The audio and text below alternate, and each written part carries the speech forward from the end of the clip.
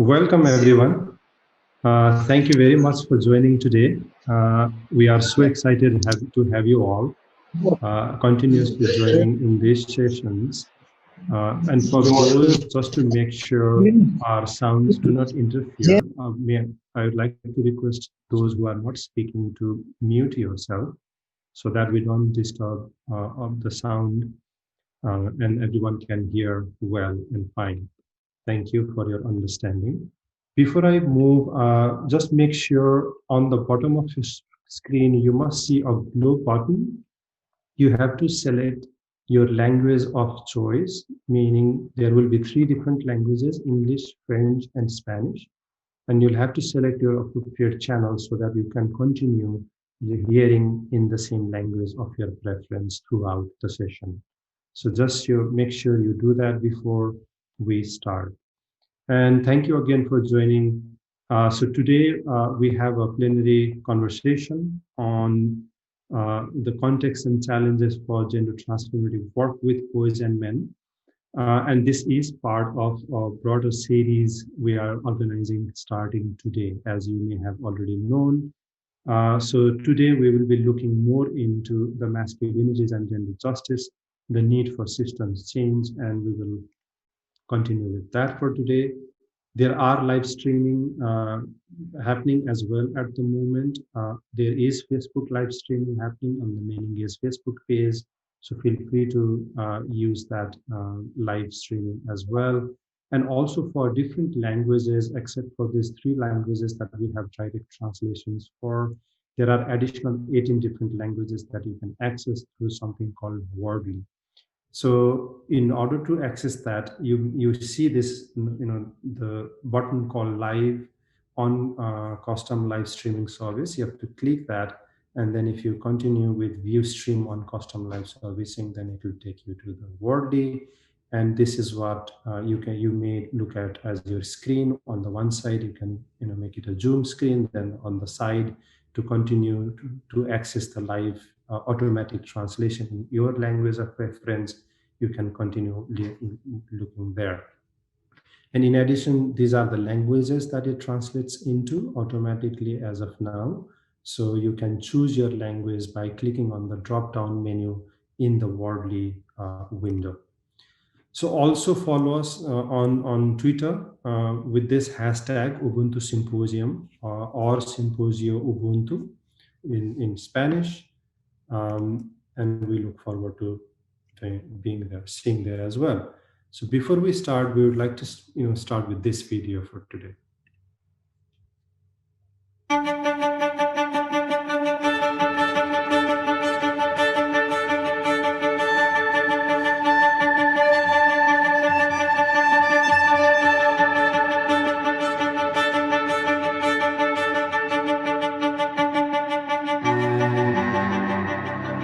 Hegemonic masculinity is behind everything which threatens the planet and threatens our solidarity. We need to focus on understanding how the rhetoric, the social psyche of masculinity in this way. To find the common cause, that our sisters who started this work would trust enough that men could come in and be part of the gender justice struggle. Only way to do it would be to engage with political leadership and convince them that they need to change the law. It's not only talking about political work and political awareness, it's about inner transformation. Clearly, change is possible, and we should hold on to our optimism.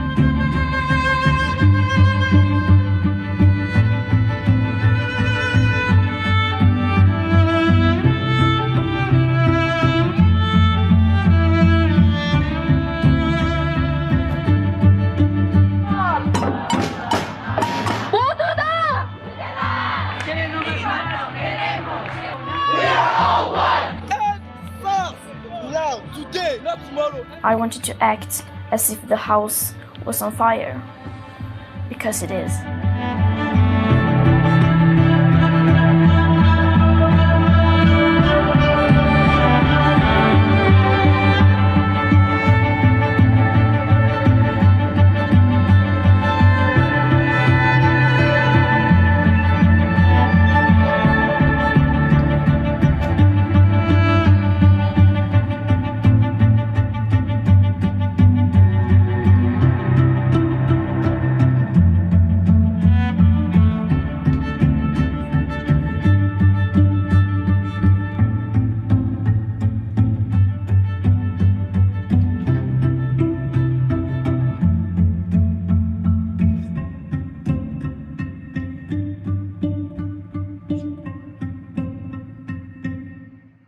Thank you. So this is the gist of what we are going to be discussing throughout the series. And again, we are here because you are, and we would like to continue with that Ubuntu philosophy moving forward in bringing together all the knowledge and expertise we have globally, wherever we are located, to discuss on this. So good morning, good afternoon, and good evening, wherever you are. My name is Lakshman Velvase. I work as co-director of MenEngage Global Alliance, and I'll be the host for today's discussion. So what we wanted to do is to kick off with this discussion series, with which is based on this discussion paper that we launched on the day of the Ubuntu opening session.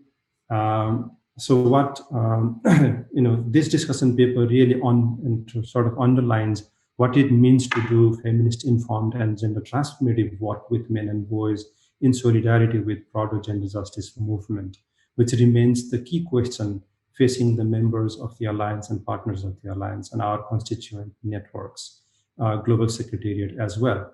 In light of the radical system change agenda being advanced by gender justice movement, it is clear that any articulation of meaning and practice of gender transformative work with men and boys on patriarchal masculinities must reflect the socio-political, economic, culture, and environmental forces shaping gender hierarchies and relations of power more generally. The opportunities and constraints produced by these forces as well. In the discussion paper, Context and Challenges for Gender Transformative Work with Men and Boys, launched on the occasion of MenEngage Ubuntu Symposium, these forces are briefly sketched and their potential implication of the work of for the work of the Alliance that we all do in our locations at the country level or the grassroots levels and the regional level and globally, and those involved in the work to engage boys and men in gender justice. So this paper really seeks to sort of bring and spark critical conversation, and that is the aim for this discussion series on these different forces that our work on engaging boys and men is located. And we don't claim to have answers to all the questions, but we try to engage collectively, and that's why all of us coming together becomes so important with the expertise and knowledge we all have in the work we are doing, so that we can collectively develop this understanding. And below the link that you can use to access the document as well. So it's tinyurl.com MEA paper, and it will take you to the page. So as I said, this is a discussion series, and what we are starting today is the first one, which is the need for systemic change. And following that, we will have other sessions as well on the political context on the 2nd February, economic context and looking into neoliberalism, climate change and care economics on 16th of February, social context looking at anti-feminism, normalized violence and politicized religion, 2nd of March, media attention economies and the manosphere on the 9th of March, and then the rational accountability and social change, which is more on contextualizing this knowledge in the work we are doing and what it means for the MenEngage and its members, partners, and those doing this work will be on the 6th of April. And the discussion paper builds on to some of the learnings that we have been able to gather and garner with all of your support here. So again, what we intend to do with the discussion paper also is the question that really confirms, which we have started from the beginning of the third symposium, is how best gender transformative work with boys and men can both contribute and be accountable to gender justice and other movements broadly, especially the feminist movement. And this discussion series builds onto this paper that was launched and create a space for collective conversation. Most importantly, this is also an opportunity that we are taking as a part of this global collective group, is to start unpacking some of the avenues and critical conversations that we intend to engage in, starting our new strategic plan 2021 to 2024. So this is the beginning where we are then unpacking and creating a movement for critical conversation to root our work to be most these themes of the symposium, which is transformative, accountable, feminist, power with, and together, so that we evolve to become the social change network as our theory of change envisions to be. So that is what we intend to do with the discussion series. So without delay, today we will be particularly looking at this: how can we politicize the work in the context of systems change? And we will go into more in-depth discussion. We have amazing discussions today and presenters today. So what we want from the discussion is that the discussion be political, insightful, very current, relating to the reality that we are located at the moment, looking forward, visionary in the sense that we can push the boundary, push the envelope to make this work even more political, relevant to the themes, as I said, and also accessible. Sometimes we talk with so many jargons, so many languages, which general public do not really understand. So how can we deconstruct the language we have been using in the international development field that is accessible by general public? So I'd encourage all the discussions moving forward to keep this in mind, so that we have a very candid conversation. So as I said, we have an amazing panelists or discussions in line. So starting with Alan Gregg, who is a gender specialist with more than 20 years of experience on this topic, and has been widely publishing a number of articles, papers, toolkits, you name it, he has done, curriculum and so on. And he is probably not a new name to most of us in this field. And today he is joining us as the lead author of the paper that I was referring earlier. We have Gabriela Hussein from IGDS from Trinidad and Tobago as well. And she has, she's co-edited the study Negotiating Gender Policy and Politics in Caribbean Feminist Strategies, Masculinities, Resistance and Transformation Possibilities. And she has been producing a number of UN reports that includes a transformative approach to looking at this work. And she is heading the institute at the University of West Indies. David is the lecturer in gender and politics at the University of Sheffield. David's research explores the relationship between patriarchy, masculinities, and violence from a pro-feminist perspective. And those who are working on women, peace, and security, David's name may not be a new name either, and he has published a number of work on this topic, also on masculinity in jihadi network, preventing violence after war, men's support on gender transformative work, and so on. And we have Nikki from Ford Foundation, who is a feminist and women's rights activist with over 20 years of experience in the development sector, and who has been working actually to make the world a better place, both as a job and a personal passion, which is what we really, really, really need these days. And she is a mentor of young women and a social. Sorry, if you can mute. And she's working with Ford Foundation at the moment.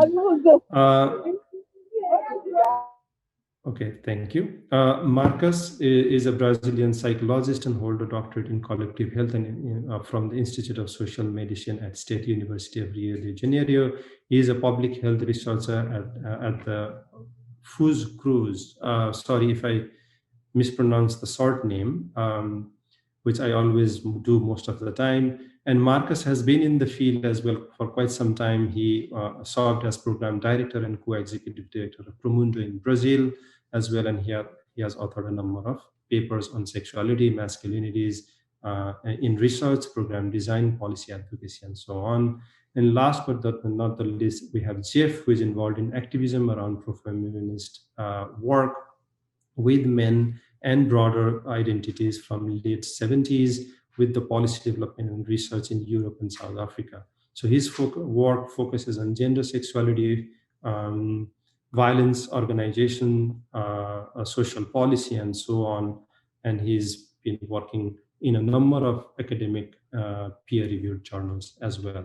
So welcome once again to all of you. And now I would like to invite Alan to give a short overview of the paper before we start the conversation. And again, thank you very much. Over to you, Alan. Thanks, Lakshman. And thank you everyone for joining us. I thought there might be like 30 or 40 people. I see we have about 130 people, so that's fantastic. And it's also, I hadn't actually seen that video before, and that's a very inspiring way to begin this series of conversations.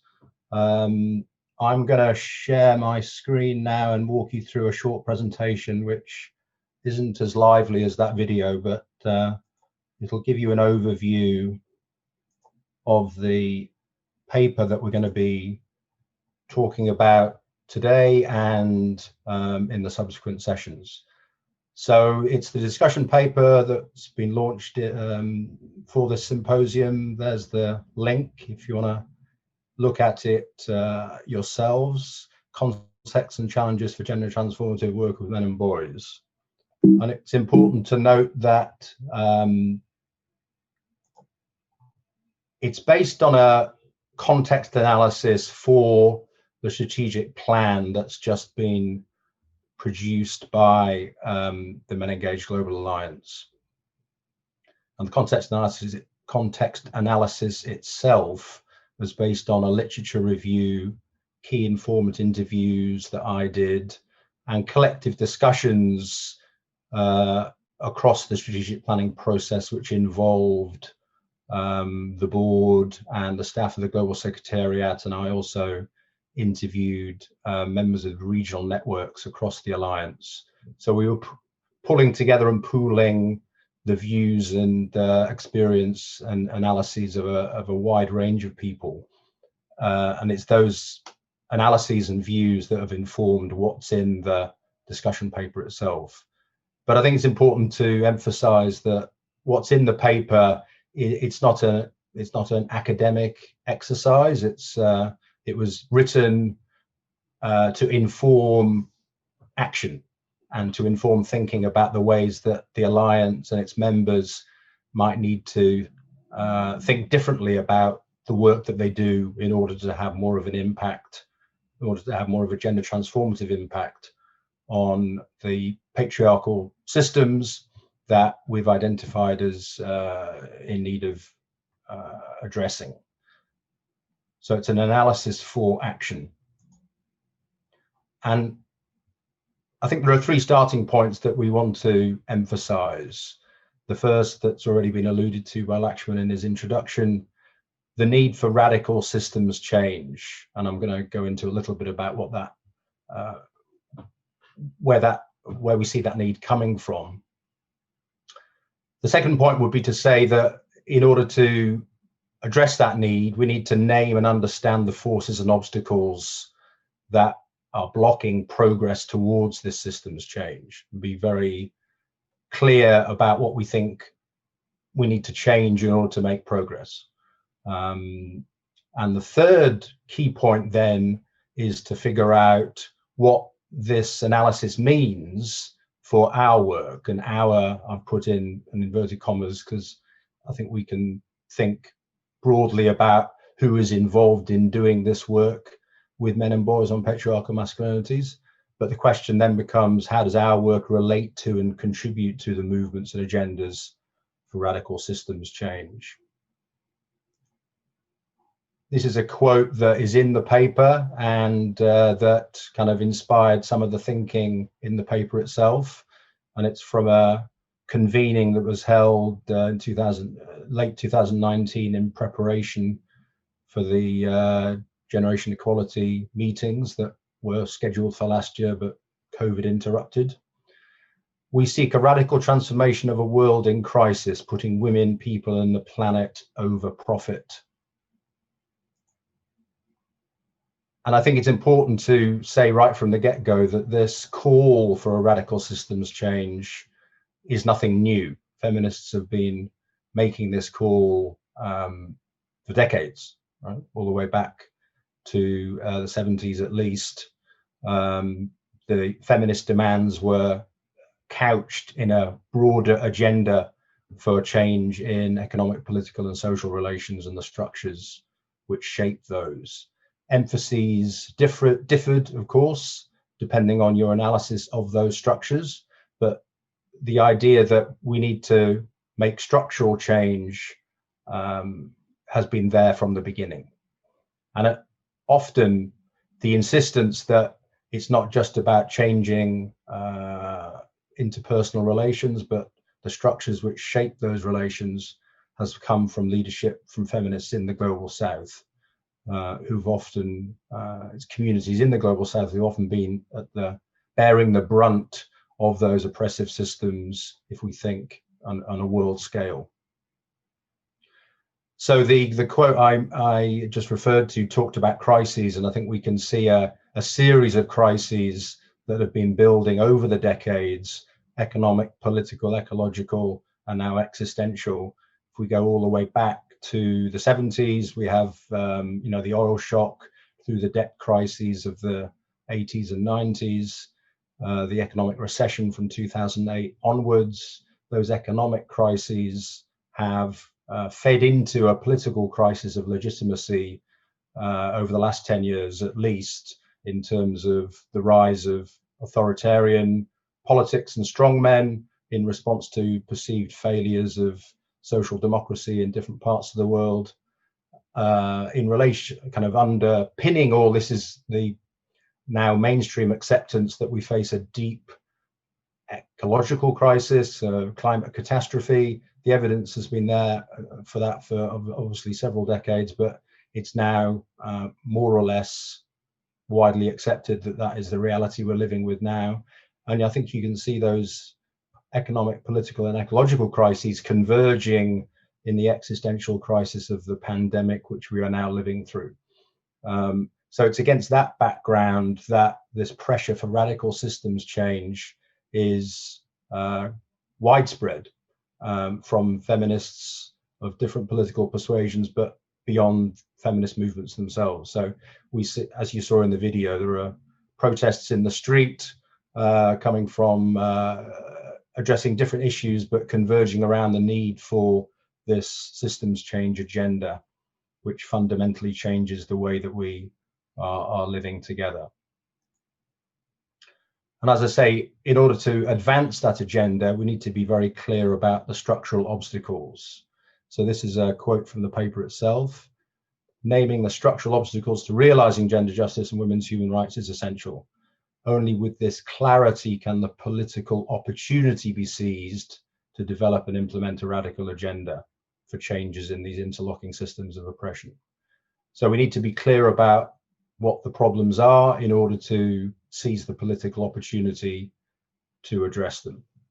And I think part of the process of naming and understanding is the very conversations that fed into this paper, and that now this paper is hoping to stimulate in this series of discussions that we're having now. So naming the forces and obstacles, the paper refers to different sources which identify some of these forces and obstacles. I'm offering here three quotes from the Women's Rights Caucus, which is a coalition of feminist civil society organizations interfacing with the UN. So the Women's Rights Caucus emphasizes that the neoliberal economic order is a key structural barrier that since 1995 has exacerbated inequalities, made inequalities worse within and between countries and among genders. So it's very clear that there's an economic basis to the inequalities that we have to address, and that's linked to neoliberal policy and ideology. They also make clear that we need to understand that neoliberal economic order in relation to the rise of authoritarianism, fascism, nationalism, xenophobia, supremacist ideologies, and fundamentalism worldwide. So there's a range and intersecting set of forces and pressures which over recent years have become more evident. And I think particularly important for us is to think about the ways in which men and boys are differentially situated in relation to those forces and pressures, as in some ways, and in some cases for some men, benefiting from them and advancing their interests through them, and for other men suffering from them, as with women in their communities. So the differential positioning of men and boys in relation to that, and also the different ways in which ideas about and representations of patriarchal masculinity are used to perpetuate those forces. They're particularly concerned, the Women's Rights Caucus, about the actions of regressive groups who reinforce patriarchy, nationalism, fundamentalism, authoritarianism, and capitalism. So again, we have this set of forces that we need to think about the relationships between and the ways in which men and boys are implicated in them, and the role of patriarchal masculinities in maintaining them. So this brings us to the question facing us as members and those concerned with work with men and boys on patriarchal masculinities, is to how best to connect with, support, and act in solidarity with an upsurge in intersectional feminist movement organizing, both on the streets and in the halls of power. And as I say, we saw in the video some images of that feminist movement organizing on the streets. There's also a good deal of activism and advocacy going on in different policy venues, which MenEngage Alliance itself has been involved with. So how do we figure out our relationship to this feminist movement organizing, which we can think of as intersectional in terms of addressing the set of forces that I've just discussed above? So to answer that question, I think the paper looks at then, we need to kind of reflect on work with men and boys and the progress that it's made, but also the ways in which it might need to change in order to better support and ally with these movements for radical systems change. I mean, I think it's clear that certainly over the life of the MenEngage Alliance, we've moved from the question of why work with men and boys to how to work with men and boys. In the time that I've been around, you know, from the first MenEngage Symposium in 2009, I think that the question of why was more of concern. And I think it's very clear that we're now in questions about the how.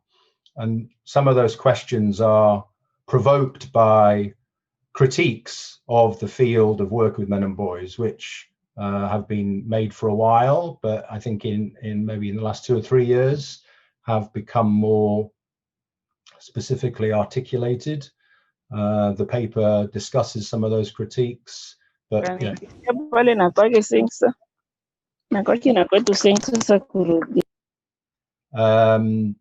we can think of those critiques in a number of ways, but they often focus on concern that the work with men and boys is too separate from feminist work on women's rights, that it's too focused on personal rather than structural change, and that it's not accountable enough to broader feminist struggles for that systems change agenda that we're talking about.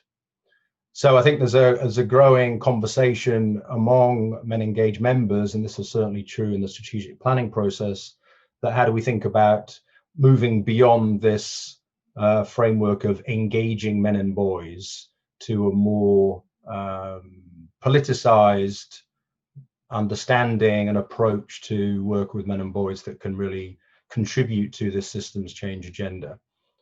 And one of the issues that's been raised during the course of that conversation is the need to think about these intersecting forces of power and oppression, which we talked about earlier with the Women's Rights Caucus.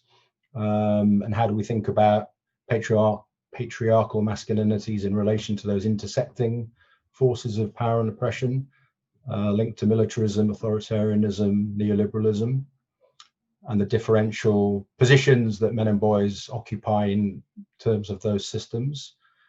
Another way to think about beyond engagement is to think about the ways that we need to link the work on individual and interpersonal behavioral change and attitudinal change with efforts to change institutions, which are often still male dominated and shaped by patriarchal ideologies, and linked to that then the ideologies themselves. So we need to think about individual, institutional and ideological change in patriarchal masculinities.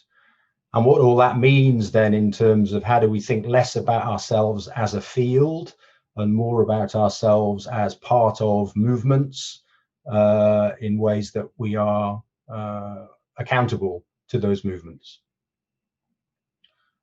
So those are the questions we are in.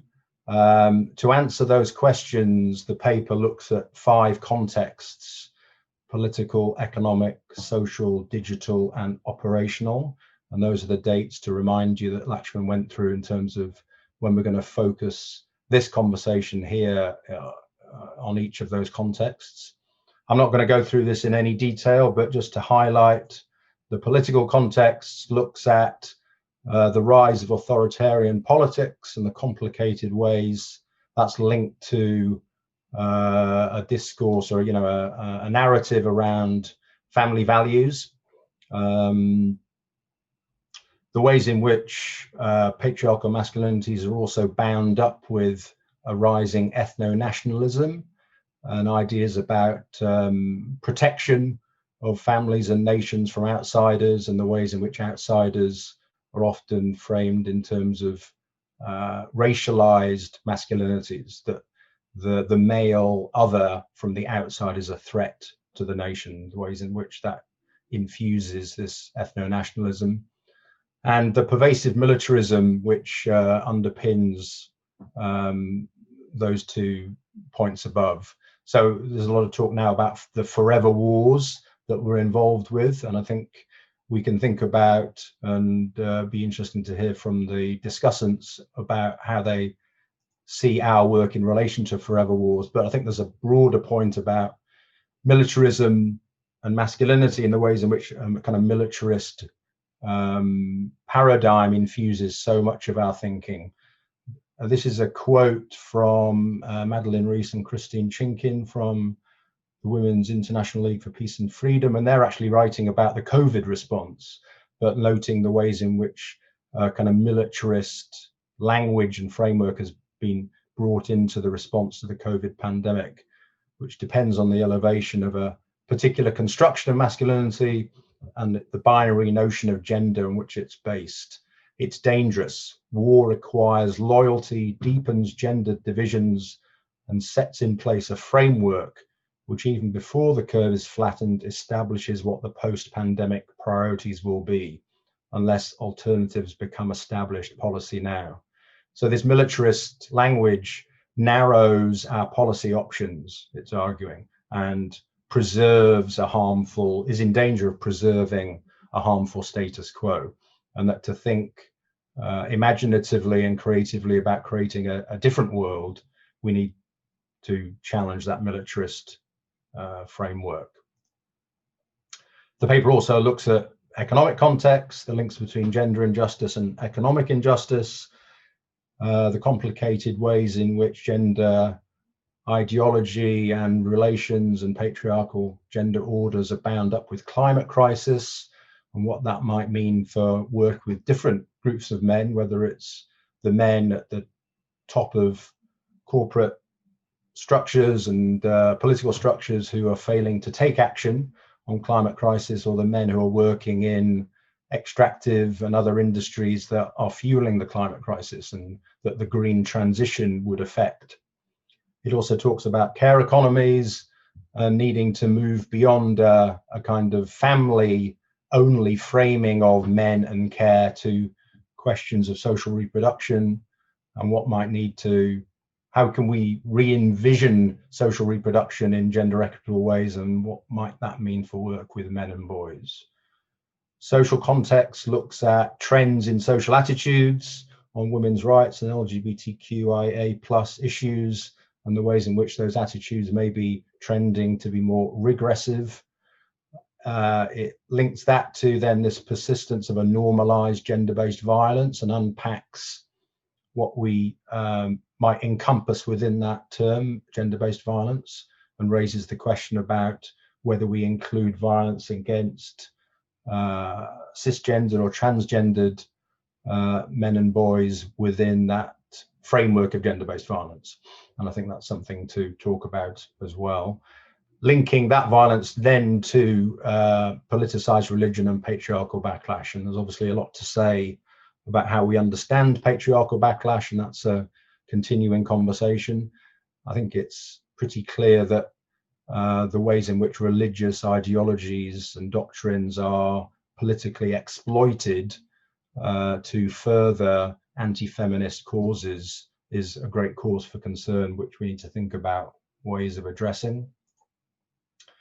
The digital context looks at the ways in which patriarchal masculinities are also bound up with digital media technologies, social media, in the most obvious sense in terms of gender-based violence online, but it also looks at the ways in which that violence and kind of patriarchal attitudes and practices online are linked to the business models of major corporate institutions involved in running the digital media technologies. So gets into this issue around attention economies and the ways in which those are driven, or the ways in which those rely on certain practices of patriarchal behavior, including online violence,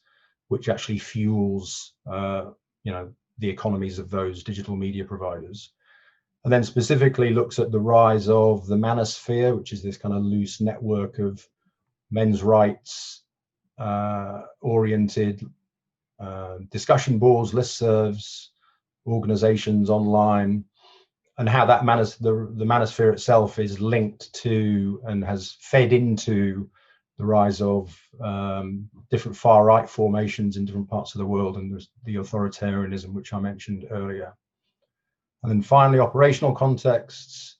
As I say, we've had this question about how do we move from the, we've moved from the why question to the how question, but then needing to be clear about for whose sake are we doing this work with men and boys. Some of the pushback against the work is that sometimes it can feel as if the people who suffer most from patriarchal practices and ideologies and structures, i.e. women and girls and LGBTQIA+ communities, have sometimes dropped out of the picture too much, and we've become too focused on cisgendered men and boys and their interests and suffering. So getting clear on the for whose sake question, what that means in terms of then how we stay accountable to the constituencies who are most harmed by gender injustice. And then this whole question about how do we shift our attention or broaden our attention to a social change, systems change agenda. And what that means then in terms of how we build with these other movements that we've been alluding to. And then the final quote, so building gender equality coalitions led by those most affected by gender injustice, including people with non-normative gender identities and expressions and sexual orientations, requires a practice of accountability informed by shared analyses of gender injustice. So there's been a lot of work on accountability within the MenEngage Alliance over the last few years, which has been very significant, I think. And I think, how do we move that work on in terms of this movement building orientation that we're trying to think about? So that's where the paper ends up. And I think this question about how do we develop these shared analyses is what we're engaged with now. So I'll hand back to Lakshman to take us through the next piece of the conversation. Thanks, everyone. Thank you, Alan.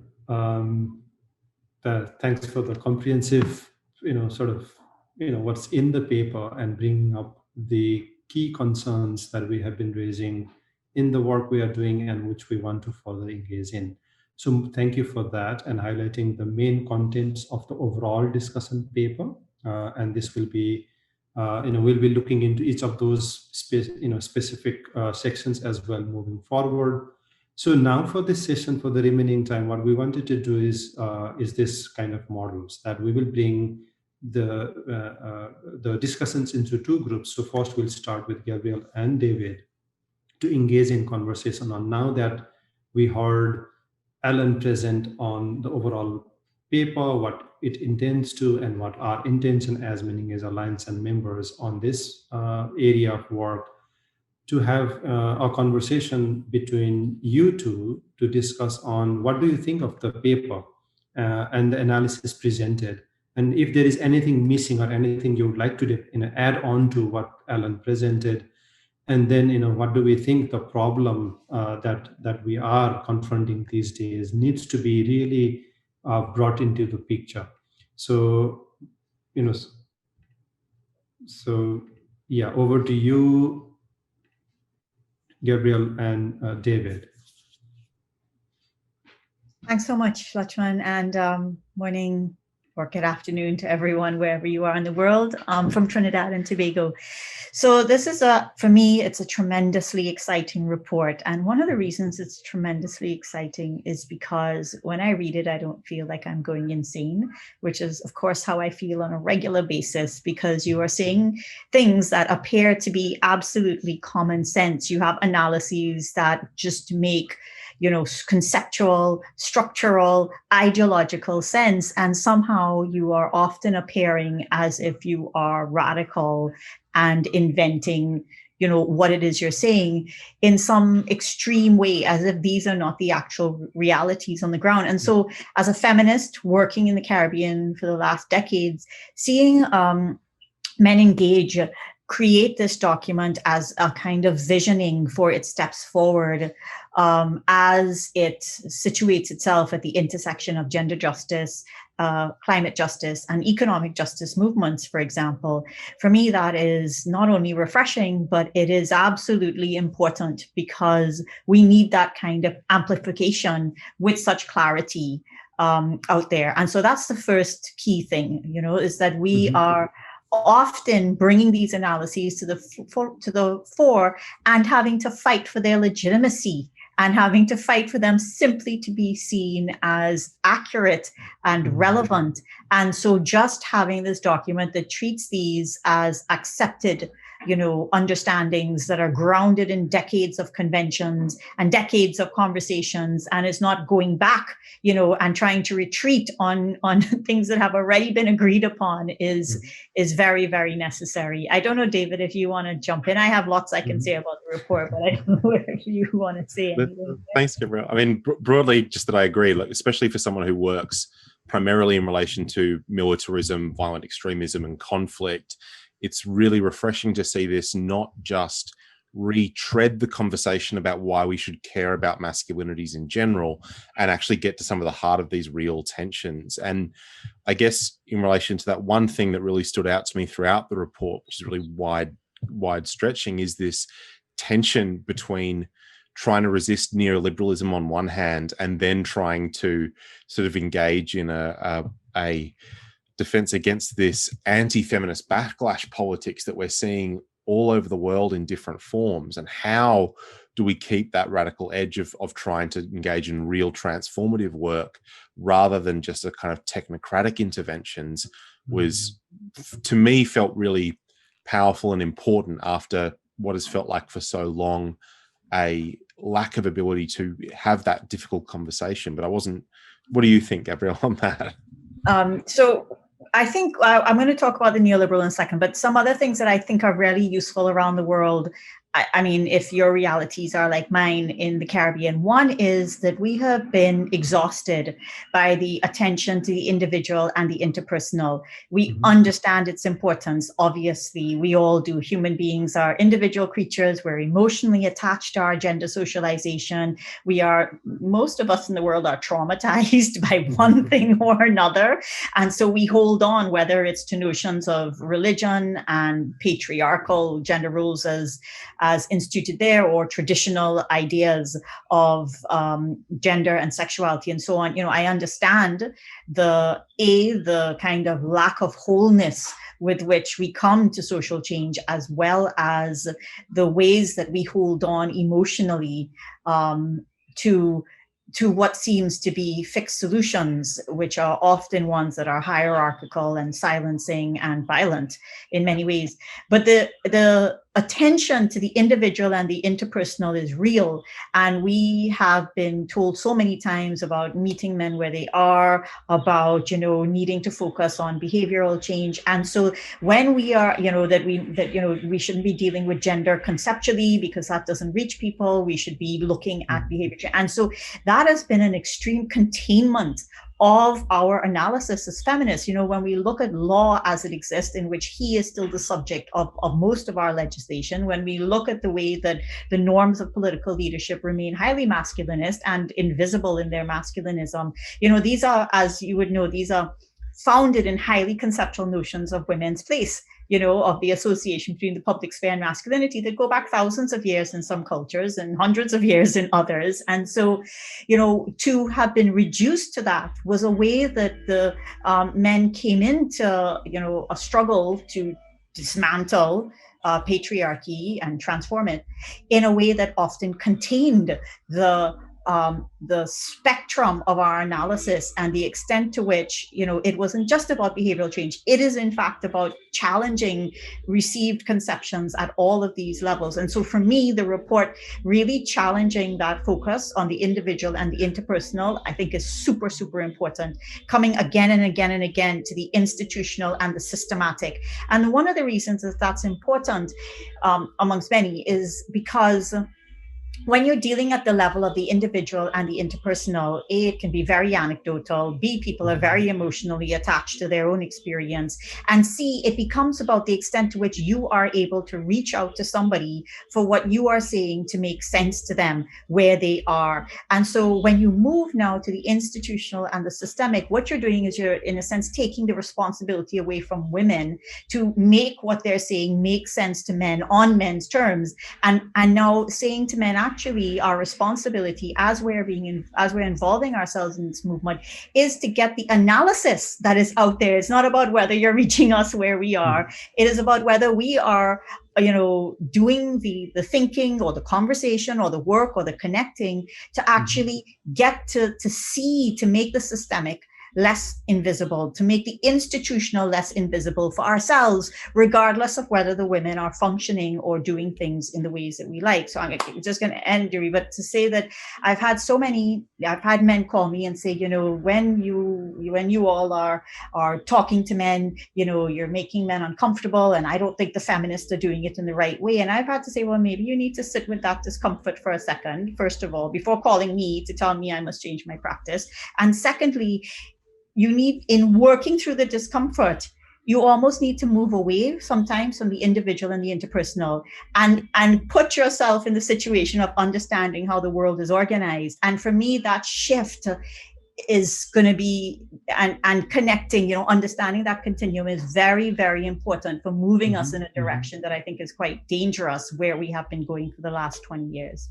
David, sorry.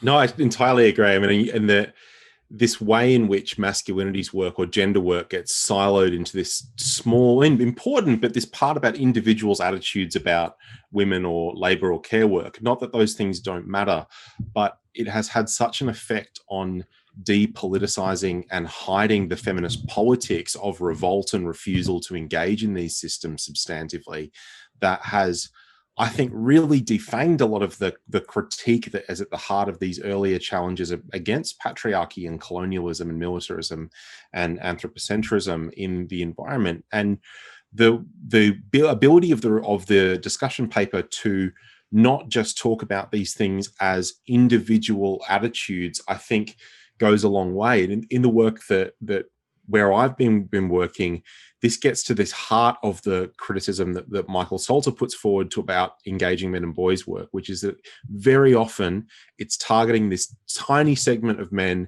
and then saying they're the ones that need to reform patriarchy, but then decontextualizing all of the things that get them to accept certain norms or behaviors as good and desirable. And I think one of the things that really came out in relation to this individualization of it is how important it's going to be for feminist work in relation to men and boys, this masculinities work, to not avoid a lot of the difficult political questions that I think often have been stepped aside from so that they can have programmatic interventions. For example, what is the relationship between masculinities work and the politics of incarceration in feminism? How do we understand the role of the prison system or of settler colonialism in countries like Canada and Australia? And so often it's been reduced to this limited and technocratic intervention in what becomes about individual liberal self-betterment, a kind of masculinity self-help program, rather than the kind of radical change of saying, no, I do not consent to continue with this systematic engagement, and we need to abolish and reconstruct more fundamentally. Sure, and of course the two, debt in the Caribbean, certainly, which is one of the most indebted regions in the world, has long been a feminist issue, has long been an issue of the majority world. But even the way that debt plays out, so we're not just focusing on masculinities, femininities, and reducing this to the family, which is again very problematic, because of course violence, inequality, oppression, hierarchy happens not just in the family, but across multiple institutions. And Alan mentioned the media as just one, but there's many others, right? Politics, business, the labor market, religion, etc.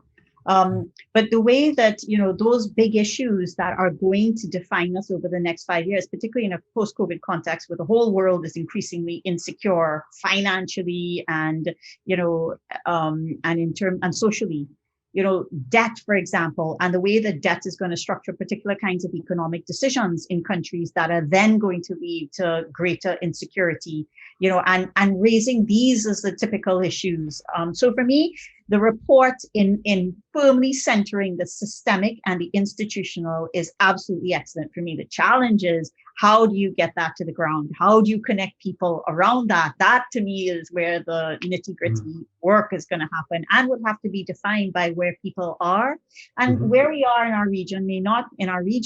We may ourselves not know what the answers are for how to do this work, but we can certainly keep experimenting. But for me, that's absolutely key. I also appreciate moving beyond the Good Men Project. Gonna finish, Lakshman, beyond the Good Men Project.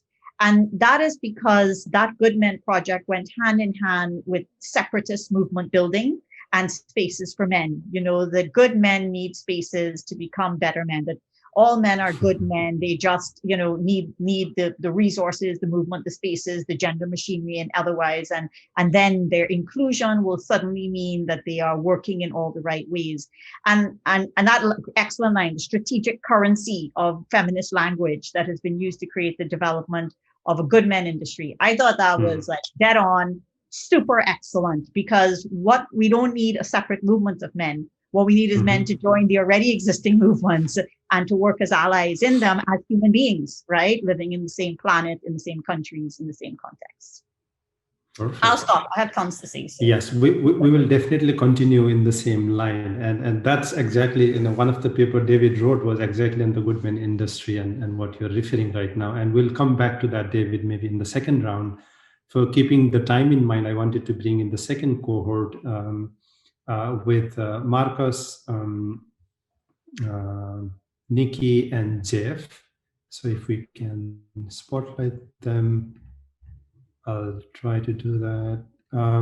So again, so I don't see Jeff. Is Jeff still on? If Tamizan, if you can help me spotlighting him. So it's the same question, Marcus, Nikki, and Jeff.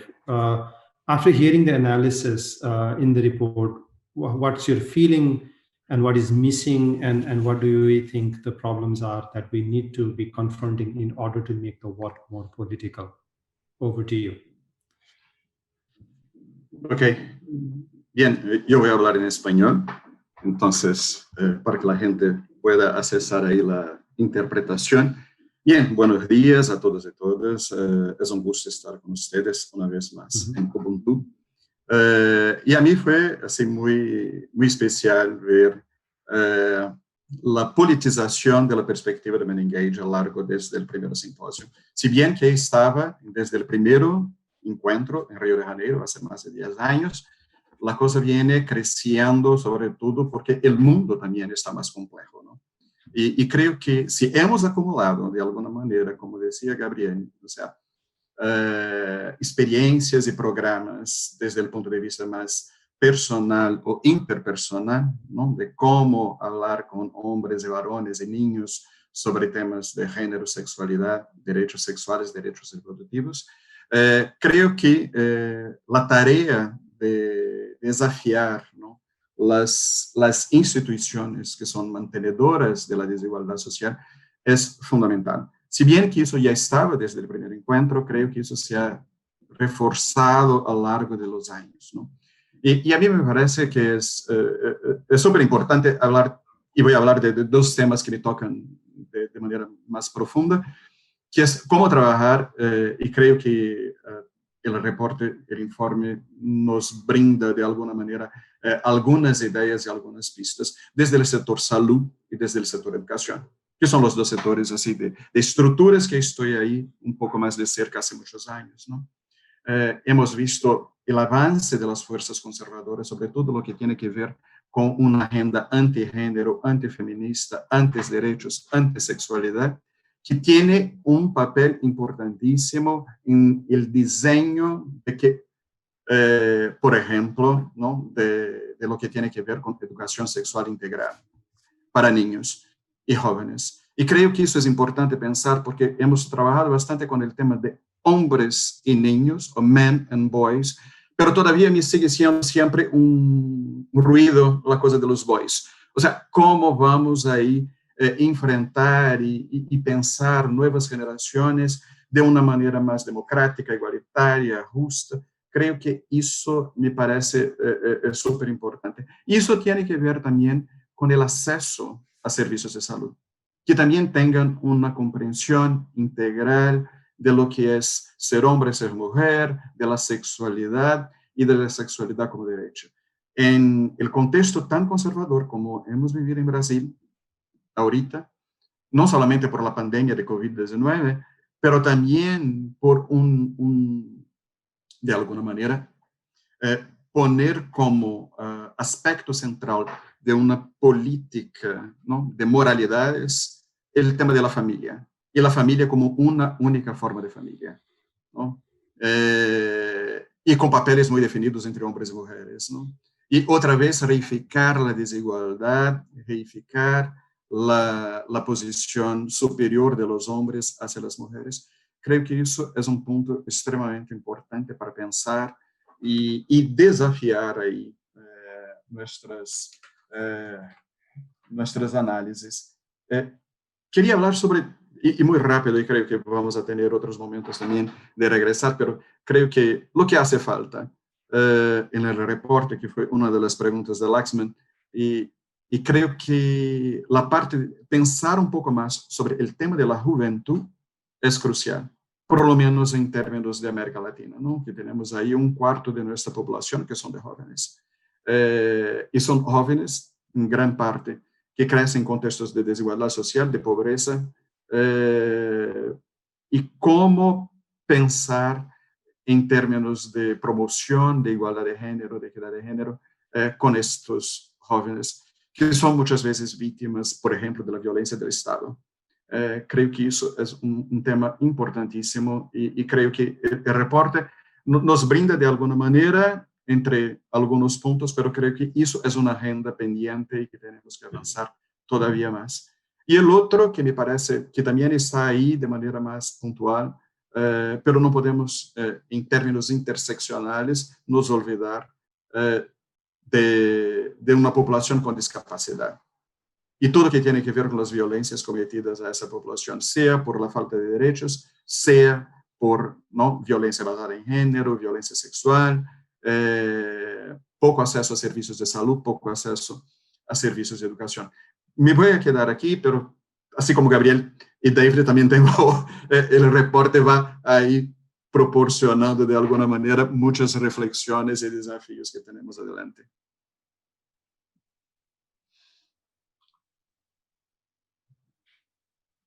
Perhaps I'll jump in quickly after you, Marcos. I think for me, so much has been said. I think David, Gabrielle, Marcus have, pointed to this document being such an important document at this point in time. And I wanted to put a disclaimer, I should have one of those things going under my name.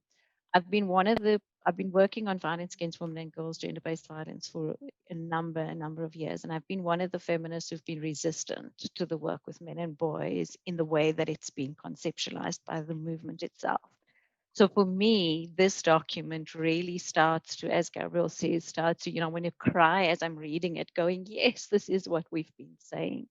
And so I think that really points to what an important document this really is for the sectors, for the movements across. And I like what David and Gabriel were saying earlier about the fact that this is not about creating a separate movement with all of the political analysis that is evident in the document, but actually about how does this movement join with movements who have a long history. Insofar, I'm not saying that the movement doesn't have a long history, but has a long history in terms of how the political analysis of women's position in society, etc., is linked to all of these systems of oppression. I think where I wanted the document to be a little bit more radical was to actually name some of the stuff. So I find that in parts it skirts around the issues of supremacy, and sometimes fails to say white supremacy, right? So I think that some of the work that we need to do needs to be really very intentional and very explicit. So for example, on our continent, in the African continent, and particularly in Southern Africa, and I'm based in South Africa, we have to understand how language is important when we're starting to talk about an analysis and a political analysis.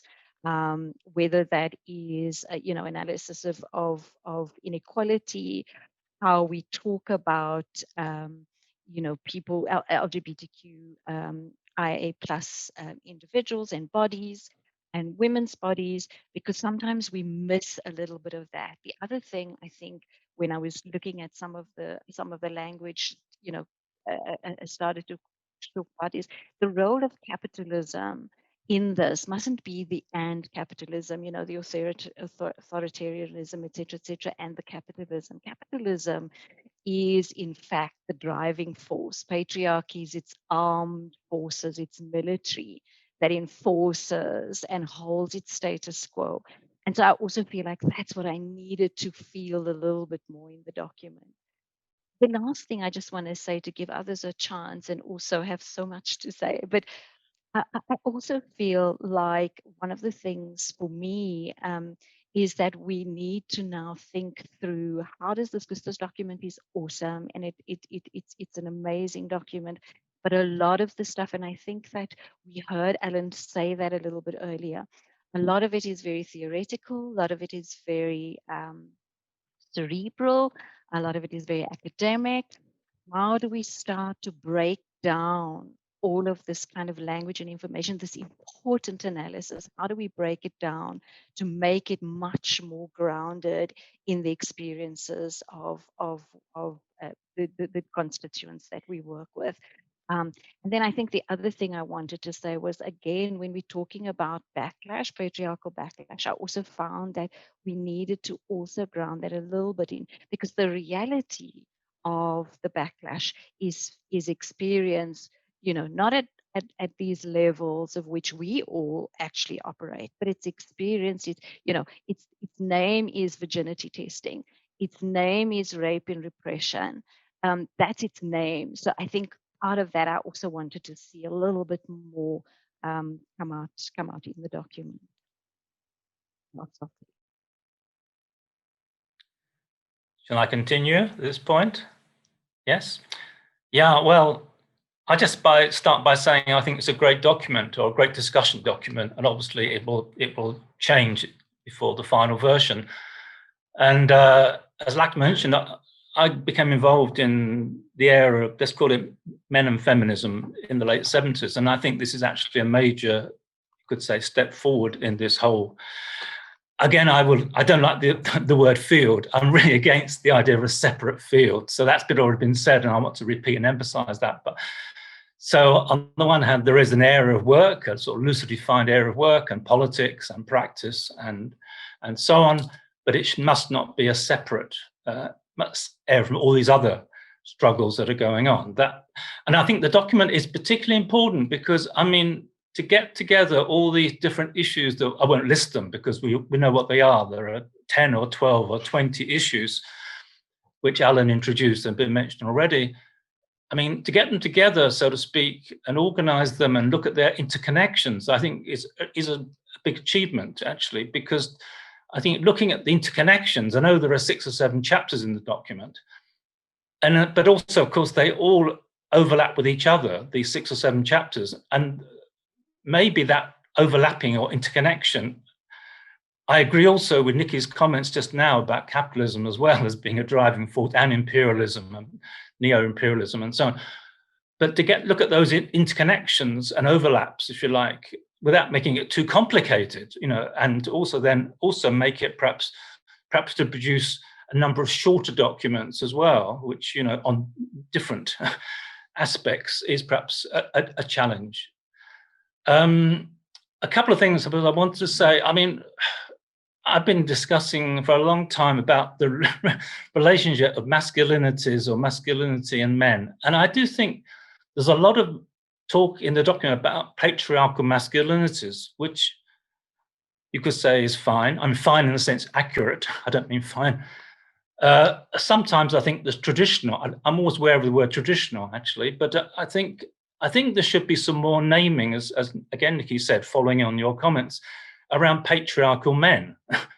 As simple as that. I mean, there are variations, and some men, some are very powerful and some are not powerful at all, are patriarchal. I mean, that's their main positioning. That might change, but I think naming that, and also naming institutions, or again, talking about, I think Marcos talked about institutions being a major issue, and I think one's got to highlight not all, but many institutions, organizations, big organizations, universities where I work, are patriarchal, at least in a general sense, at a structural level. They're not necessarily through individuals. And I think talking about patriarchal institutions is very important, naming them, actually, not just seeing institutions as kind of like gender neutral, and then you add patriarchal bodies or attitudes. I've got a couple more things up. I mean, there are many, many things we could talk about. Maybe I'll mention just one thing, maybe come back to it later. It's the word crisis, actually. And I think crisis, it figures in the report. And of course, there are crises without listing them again.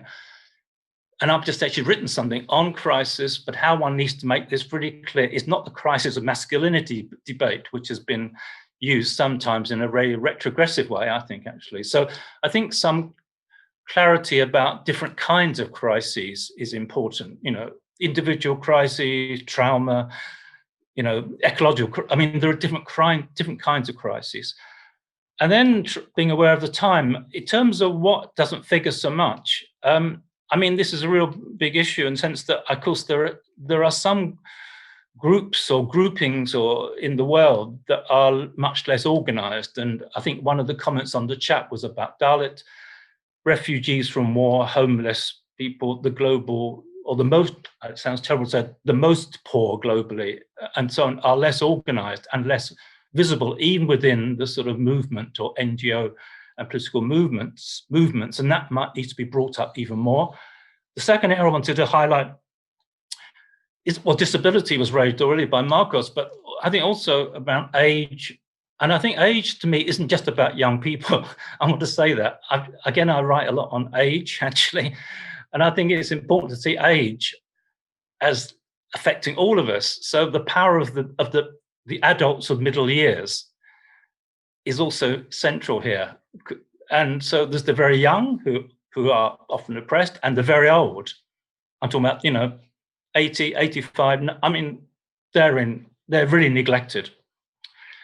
And then the last one, which again was picked up, I think, on one of the chats, I think it was Paula Martin. I don't know you, but I think if I get understood correctly, it's the issue of, with all these, you could say, terrible things going on in the world, we know about these, how to also articulate some kind of positive vision without making that a unified, simplified vision about what it is that one wants to work to. I mean, this is a big question, and I think how to balance this critique or, against these systems of oppression, but also think, what is it dare I use the word we? It's a dangerous word, what is being worked towards? I think that's an important question, actually, to keep on the table. I do, actually.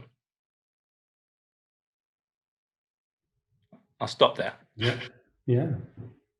No, definitely. I think extremely important points that we really need to, and that's what we needed, is to be more clear. But also when we talk about men, there are a number of comments that we need to look into, sort of not look at men and boys as a homogeneous group, but look into the diversity in there and the importance of intersectionality to be brought in the conversation. But again, sort of building on to what Nikki, you are saying, is also to be careful about only looking at the intersections among men and how the homosocial social relationships and the factors that shape the relationship between and among men and masculinities revolve around only then looking into men's life, but rather not looking into overall patriarchal system that needs to be dismantled. That then becomes a challenging conversation, whether this work is in relation to gender equality, which is the vision and mission that we have set for ourselves, or is it only then looking into men? So I think there is a clarity when we talk about diversity among men kind of narrative, need to be clear what our end goal is all about, including that of the A's, and looking at working with young people. Most of the time, we keep on saying, yes, we need to work with young people, which is extremely important to disrupt the cycle of violence, cycle of oppression, and the notions around gender norms. But also at the same time, we need to look in as adult men also on ourselves and what is our responsibility. So to make that not as the one or the other, but that should go simultaneously. And that also means that not everyone will have to do all the work. And that's the beauty of network. And that's what MenEngage Alliance brings, is that we bring the people and organizations working on different groups so that we can come together to make the whole equation full, right? So that we can complement it and support each other's work and make the work more political as it needs to be. So any thoughts on that? And we have 2 minutes before we jump into next round. I just want to share one thing around that, Laxman. I think the importance for me about, yes, I think you're absolutely right. I mean, I think there's just so much competition in the work of human rights and social justice, unfortunately. And it has to do with resourcing, right? So I'm not saying that it's because people want to be in competition. It's a resourcing thing. But I think when you do talk about how do we link this work? For me, it's about linking, it's about solidarity and struggle, right? So the struggle that I have as an eco-feminist would be is the same structure as the person who's opposing, the Black Lives Matter. We're opposing the same structure, and so how do we use our different strengths and so forth? But I think I wanted to make a particular point on the work with men and boys, and something coming out of the document. What I also want to see is that this work needs to be feminist led, right? It needs to be led by feminists. It can't be working along with or having allyship of or engaging in feminists. It needs to be led, because that's where the intersectionality, I think, the kind of political analysis comes from. And so I think I just wanted to make that important little point there about it's not only about engaging and joining solidarity struggles, etc., but it's about who leads. and how do they lead as well? Because not all women rights organizations are in fact feminist. We know this. We have those struggles in our own sorry, Jeff, in our own sectors. But you know, how do we ensure a proper radical political feminist analysis of this work? And for me, in that way, it's led by feminist activists.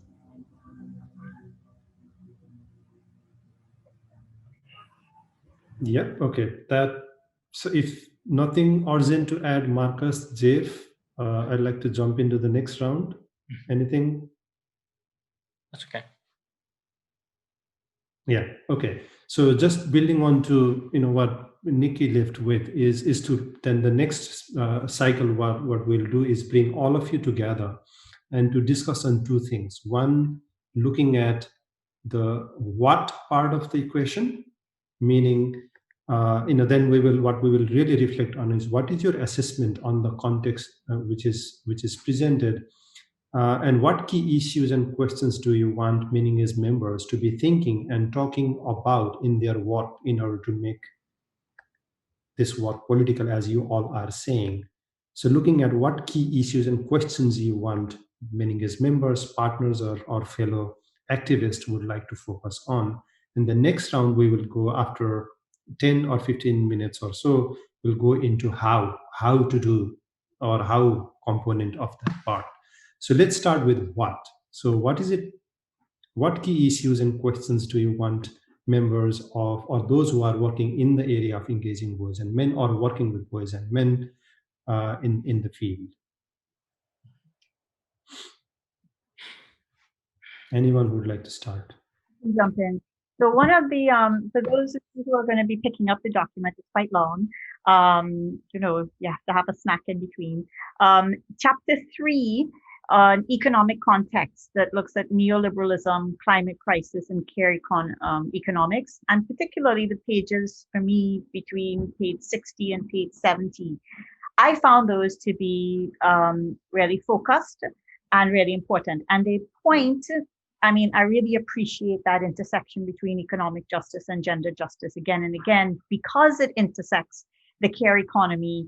It intersects, very narrow notions of what economic empowerment means, either for poor people, but especially for poor women. It's not just entrepreneurialism and so on. And it also highlights the attention that needs to be given to a range of, so I'm just going to read a quote from it, for example, to a range of core issues. For example, it says that we need to broaden the formulation, and I'm reading from page 69 on it, focusing, for example, on consideration of unpaid and underpaid feminized care workforce, transnational care supply chains, the long-term needs of care-dependent older persons, basic infrastructures of water, sanitation, food security, transport, accessible and affordable early child care education, and so on. And it says, if gender transformative work with men and boys is to embrace a broad formulation, and it's not just that, there are other issues that are raised in the chapter, that those are where our conversations need to begin to focus. And Marcus is extremely right. We need to be focusing on the way that institutions, as the report again and again says, are failing the social. They are failing us as human beings, as families, as communities, as ecosystems. And look at those return. And the Indian movements are just so excellent on these issues of sanitation and water, and they're super radical, around it. So many movements are treating food prices, food security, and all of that, and the basics even of transportation. That's in the report. There are many others. I just want to highlight some of those so that you can go to it yourselves. And for me, having the conversations that, so as Nikki was saying, the report is quite conceptual. There were sections where I felt where it kept talking about the attack on the social, the failure of the social contract. I kept asking myself, how would I explain that to a regular person? Would I use a case study, that details it? And then in reading the case study, then you could see what that means. But I myself wasn't sure what I would say in a normal context to explain the attack on the social. But for me, if the work is so important there, and if we could then break it down into the institutions that are supposed to meet social needs and focus on how they're failing us, and in failing us are then creating the kinds of stresses, frustrations, blame, retreat to fundamentalisms that appear to be solutions, but that are ultimately going to create injustice.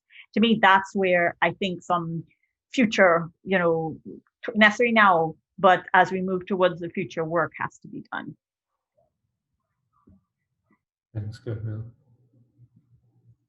Anyone would like to build on? I might jump in that case. I mean, the one thing I really wanted to, I guess, tease out from the discussion paper was it does a tremendous job of detailing what can happen when our messaging that is used to convince a non-gender audience that masculinities matter ends up hiding actually the politics around masculinities, and particularly how this simplified idea of bad norms, bad attitudes in relation to masculinities has justified so many interventions that limit the feminist critique of patriarchy.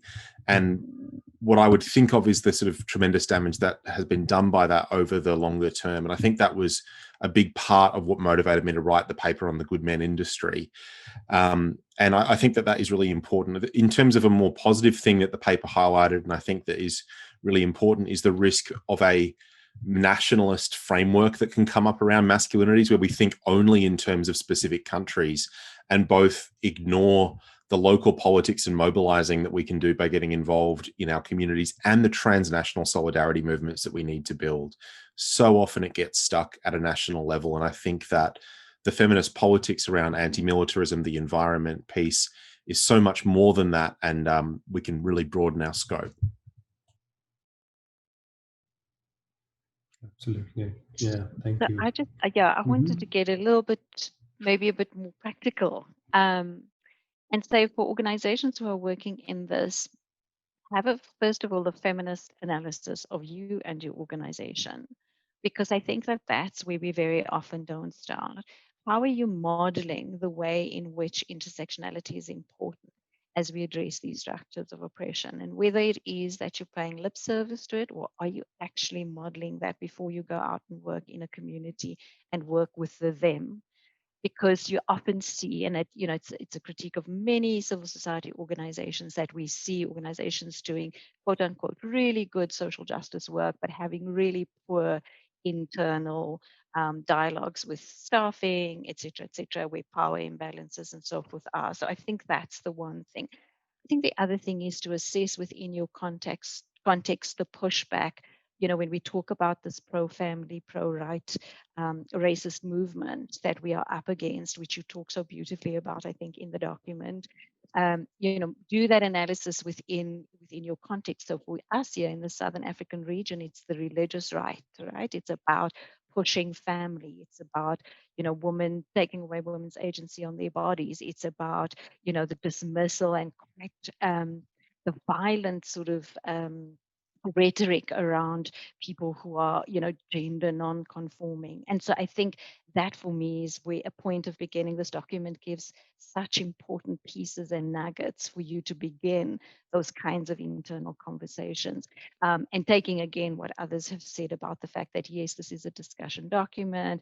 It now needs to be grounded. There needs to be, I know that they, a lot of the organizations working in movements, and I think I've said this to you, Laxman, before, have taken really important documents like this and actually indigenized them in the way in which you deconstruct the language, but also how you present, the actual activist guides to this is how you do this analysis. So for me, that would be the other. And then the last thing in that sort of analysis that you do internally is to look at what is your commitment. And I think Jeff Allen spoke about this in the very beginning, what is your commitment to do this work from a feminist perspective, and what is the points at which you are going to avoid?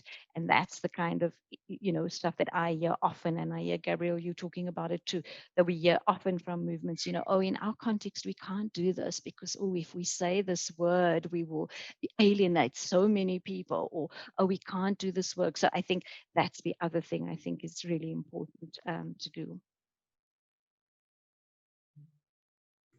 Can I continue there? Creio que agora me toca a mim. Okay, you go. Jeff, please. No, go, continue. Creo que uno de los puntos que me ha llamado bastante la atención también en el reporte, y quería destacar eso, es el tema de la economía del cuidado. O sea, el cuidado que para un profesional de salud es algo central, ¿no? Y creo que la pandemia de COVID-19 ha mostrado eso de manera súper intensa, ¿no? Tanto el cuidado en la esfera pública, de los servicios públicos, pero también en términos de lo privado. Y me hace pensar un poco lo que es que lo personal es político, ya hemos aprendido eso a lo largo de la historia, ¿no? Cómo el tema del cuidado ha sido manejado con grupos de hombres, adolescentes, jóvenes, y no estoy hablando solamente del cuidado personal o de una cosa más de la orden del privado, pero estoy hablando también de cómo las políticas, sean de educación, salud, asistencia social, han manejado el tema del cuidado y han incluido desde una perspectiva de género a los hombres en esa discusión. Hemos visto eso en la pandemia de COVID-19, pero también habíamos visto eso en la pandemia de Zika hace como 5 años atrás, ¿no? ¿Qué hemos aprendido de una con el otro? ¿Qué hemos aprendido, por ejemplo, con el tema de los permisos, ¿no? de licencia paternidad, maternidad o parental para aquellos países que tienen licencia parental? Seguimos, en el caso latinoamericano, discutiendo muy poco sobre eso, ¿no? Sobre el permiso como un derecho, pero también el permiso como una estrategia para el cuidado, ¿no? Aunque sea un tema que va y viene a lo largo de los años, creo que todavía sigue siendo algo que tenemos que poner ahí un poco más de atención. Y el otro tema que también está relacionado con eso, no de manera tan directa, pero creo que se interconecta también, todo que tenemos visto, no solamente de México hacia Uruguay, pero en diferentes países alrededor del mundo, que es toda la discusión sobre ideología de género. Y creo que eso, de una manera más, regresa al tema de la familia, ¿no? Y de familia como una unidad, como algo que sea homogéneo, que pase lo mismo en todas las partes del mundo, y que de alguna manera reifica desigualdades sociales y desigualdades, sobre todo de género, ¿no? Creo que esos son puntos interesantes para reflexionar y que el informe nos ha brindado de alguna manera algunas pistas interesantes para poner eso en el tema de nuestros colectivos, de nuestras organizaciones, pero también desde el punto de vista político más amplio para aquellos y aquellas que trabajan en sistemas de salud, sistemas de educación o sistemas de seguridad social. Creo que eso es un punto relevante, importante y que merece atención, sobre todo en el momento que estamos en una disputa de narrativas tan intensas y polarizadas en diferentes contextos de nuestros países. Jeff? Yeah, thanks. Again, there are so many things we're talking about. I think I'll pick up on two things. I think if I can try and focus. One is the issue of patriarchy or patriarchy, which, was a very popular notion in the 60s and 70s and 80s, and then got sort of, you shouldn't discuss patriarchy, but actually I think it's a really important notion, and it's used in this report in a number of ways. And I think it's about trying to think how patriarchy works and how it's changing as well. And I think it worked in a very short moment. I think it works at lots of different levels, like from from one's body, if you like, through to the globe. the planet. And I think in between that, if you like, there's what Nikki was saying. That's right. Yeah, I think about looking at what happens within the organizations, institutions that we either work or try and change, and how they also reproduce patriarchy, and how also sometimes there is a danger of going to like a nationalism around this. Because one of the things that I think is fairly clear from this report and lots of other sources is that all these, if you like, oppressions and so on around authoritarianism and xenophobia and so on, they're transnational. I mean, they're transnational. So I think for me, it's very important to try and think, without making this too, again, abstract or sort of remote, to think about transnational patriarchies, what different, not to say this isn't to do with the individual or the body or here and now, but there are, if you like, new processes. There are transnational. The manosphere is one example, corporate power is another one. And then the other thing I thought I'd pick up on is this issue of system or systemic change, which is in the sort of center of this document and what we're talking about. And I think this, again, different people may have different ideas what that means. It obviously means something wholesale. It's not just a sort of small change, it's something big. And again, it therefore involves something about, if you like, time and space, without being too abstract again. It's about different parts of the world. So how work going on in one part of the world also connects with what's work going on in another part of the world, either with a very similar or a slightly different nuanced agenda. And that's very relevant for MenEngage Alliance, I think, in terms of link-ups is what we're trying to do now, I guess. So there's a geographical side, then there's a sort of a time aspect, and this kind of long-term commitment issue, I think, is so important, not just dashing in and dashing out, for 6 months or even, dare I say, 6 years, but maybe 60 years, maybe it's better. And then the third thing, I suppose, about this systemic change to me is about what I tried to hint at in the first part, which was around how these different issues link with each other. They connect with each other. We all tend to focus on one or two or three or four things. We cannot do everything in our time whilst we're alive, but it's important if you're working on health to think about education, as Marcos said, if you're working on violence, to think about climate change, et cetera, et cetera. This sort of linking up and thinking about the different link-ups, linkages, while still, focusing and developing that particular work. So to me, there's like a geographical side, a sort of time side, and then a sort of connection side. And again, how that then is reduced on the page, which is from 60 pages or whatever it is, because it is long, and different people will either enjoy that or get fed up with reading 60 pages. We know that sometimes, 2 pages is enough for some people. I think is a challenge. Perhaps we come back to the issue in the next round, perhaps, because that's more about the how. But I think that's a big sort of translation. I don't mean, translation in both senses, language translation and also translation of ideas and words and so on.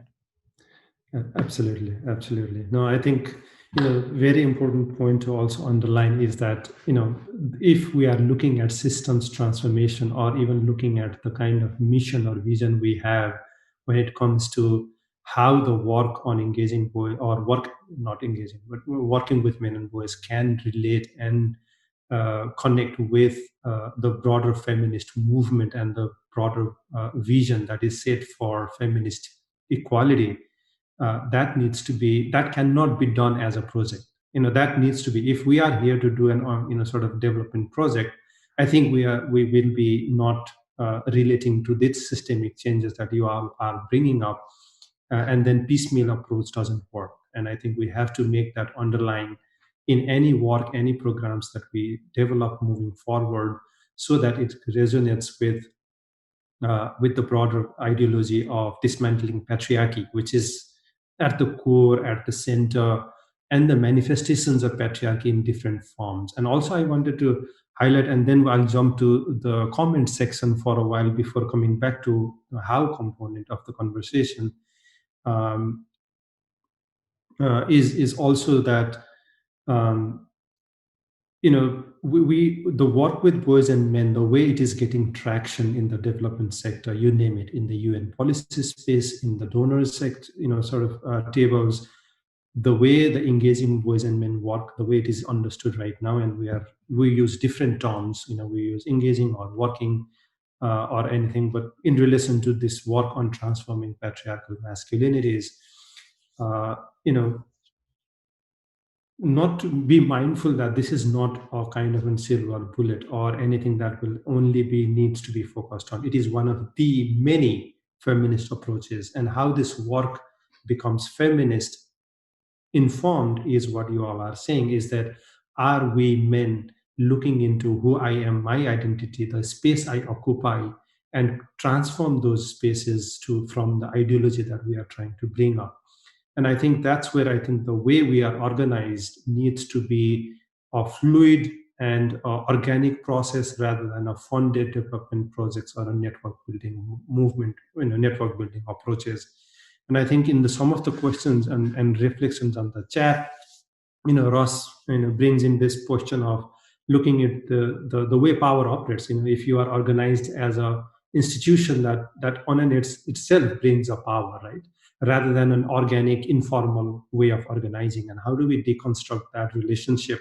And how do we keep up? And that's a big question within MenEngage, is how can MenEngage not be a kind of a very structured power holding entity on in itself, while that organizing may become and end up become patriarchy, because that's how patriarchy operates and it's manifests. And I think looking at, and then how do we relate to that and that conflicting nature of organizing on in itself, and Oswald also brings into naming these oppressive structures needs to be really understood from their cause and effect relationship, and building the understanding how people can embrace their views and commitment to defend harmful social systems. And I think this also relates to the point of challenging the system we are part of, or not abiding by the social contract. And if you are abiding by the social contract in the name of culture, in the name of tradition, then you are falling into trap, right? I think that's where I think the political essence of the work that really underpins needs to be understood. And we may also need to, looking at men, when we talk about men and boys, look at all of ages across the range, but also looking at not understanding of binary way of understanding gender, right? It's not about men, it's all versus women. It's diversifying and being inclusive in all its diversity, the gender sort of spectrum that we have, and be more mindful of this, sort of diffusing the kind of the gender binary language and the way it is understood, both in the activism but also in the policy spaces, because a lot of us are involved in advocacy. So how do we bring that with this traditional understanding of family, traditional understanding of how nation state building process and homosexuality works, and heteronormativity is reinforced. So many men wants to be ally in the movement and question, and men have to be allies. So how again becomes an important. How are we becoming an ally in that and making it more political rather than men again taking over the power or being in the front? So that on in itself needs to be informed. Mose brings in, to avoid future crisis should be involved from an early stage. Yes, that's true, but also we need to look into the life cycle approach, whereby only looking at young boys and leaving out the whole adults and others will not serve the purpose. It's about bringing everyone together across the gender, across sexuality, across age, across abilities, across religion, across nation and state, and so on. That absolutely true. And then looking into comprehensive sexuality education, human rights education, all of this space, absolutely, that's important. But also human rights, the way it is redefined these days, is very, very problematic. And who defines what is human rights is on itself a very questionable point these days. Starting from when UDSR came in, the human rights as defined and understood or interpreted then did not include women, and that's why CEDAW came out. For example, we have to be mindful of this historical ramifications, that how certain frames and phrases gets sort of interpreted in different ways. There is a lot of appreciation on some of what you are saying to everyone in the group. And Sylvie, which would be the system to live on? So that's a brilliant question. Is to look at more egalitarian system that recognizes human rights of everyone, especially the equality and justice and rights of those who are at the margins of the margin, as Marcus also brought in looking at. But also, let us not make it as a poor-oriented development project either. The problem also lies in so-called elite classes. We have seen that enough. And there's a lot of agreement on intersectionality, which we already talked on. So with that, I think, again, solidarity issue came up there, and the paper is not yet translated in other languages. We are translating that into Spanish and French as well. So please bear with us. We will be doing that moving forward. And I see, Gabriela, you have responded to some of the questions. So with that in mind, moving on to the next part of what we wanted to do today is to look into then how. Is again, we will have 15 minutes for this on how should this contextual analysis presented in the paper inform the strategies and approaches, and how should this work shape to make this work more political again, and then how should the MenEngage Alliance move from this problem analysis into practical action. I leave this to discuss you five among yourself with these three questions, whoever like to start.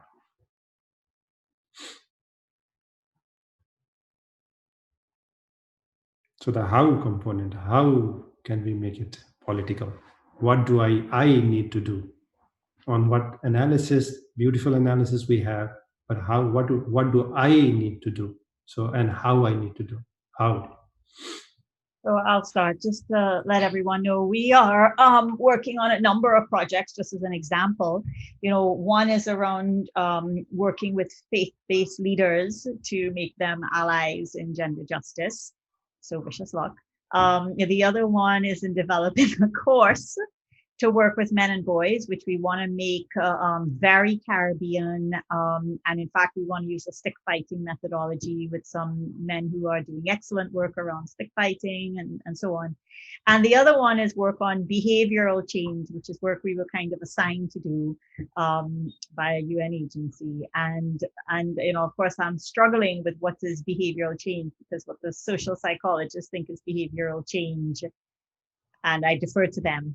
And what the sociologists think need to be brought into the idea of behavioral change are not always the same thing.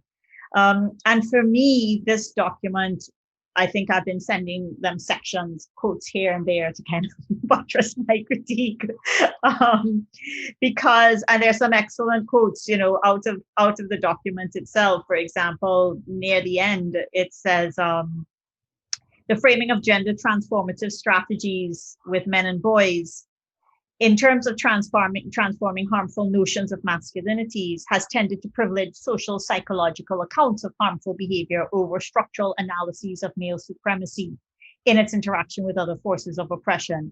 And this, of course, depoliticizes gender transformative work rather than focusing on the structural interventions and social change strategies concerned with the distribution and exercise of social, economic, and political power, and so on. And, for me, the how is so important, because I keep asking myself, I love this document, but how am I going to take it? This document reflects so much of my own analysis, but how am I going to take this to the faith-based leaders who are primarily interested in the work because they just don't want to see men beating women, but they're okay with patriarchy, right? And also a lot of men come into this work. Feminism has infused the world. So many men are feminist in many, many ways in terms of just basic gender equalities, right? Education, employment, and so on. But at the same time, men who come into this work tend to come in because they are concerned about men's needs. They are not concerned about dismantling an intersectional system. They are primarily concerned with meeting men's needs, either around marginality or, gang violence, or around, interpersonal conflict in relationships, or, how evil women are as mothers, as wives, as girlfriends, etc. And so for me, we are starting at we are coming from different starting points to a conversation where we are coming in with vastly different concerns. And so I myself am struggling with what the how means in those three specific kinds of projects, developing a popular course, focusing on behavioral change models, and also the faith-based work. And I keep thinking, what are the questions that I would come up with that might provoke them to think about these ways? What are the case studies in their lives that we can pull out that can then say, okay, tell me the stories of what you're dealing with, and then say, okay, actually this connects to this, actually this connects to that. And I find case studies to be so useful because they're so qualitatively rich and people connect to stories ultimately. And in fact, one of the things, I don't want to create a bigger document, but I kept the times when the conceptual stuff lost me a little bit. I got it, but I didn't know how I could explain it. I kept thinking that where there were excellent quotes, maybe even little excellent case studies of examples that would show these things might then be useful. And so A, case studies, B, what might be some of the questions, and C, how do we deal with what this analysis is pushing movements, transformative movements, to own, to identify with, and how are they dealing with the level of anxiety and emotional need, as well as need for a kind of affirmation that men are coming to this with. And I'm not trying to validate that. I'm just saying that's the reality, where we're dealing with human beings who are coming to things with emotional, traumatic needs for community affirmation. In fact, that's one of the things said in the report. Men go to men's movements because it affirms them emotionally. And, so the challenge for me is to be not so impatient per se with that, but is to recognize that, but find ways to move the conversation away from that, because it's been so successfully mired there, into where we continue to need to go. And that's the how. That's where I am in the how. And some of it is nitty-gritty facilitation workshop stuff, and some of it is how do you not give up terrain? And some of it is how do you explain to men you have to sit with the discomfort in that continuum and the time it takes to get there. That's all for now.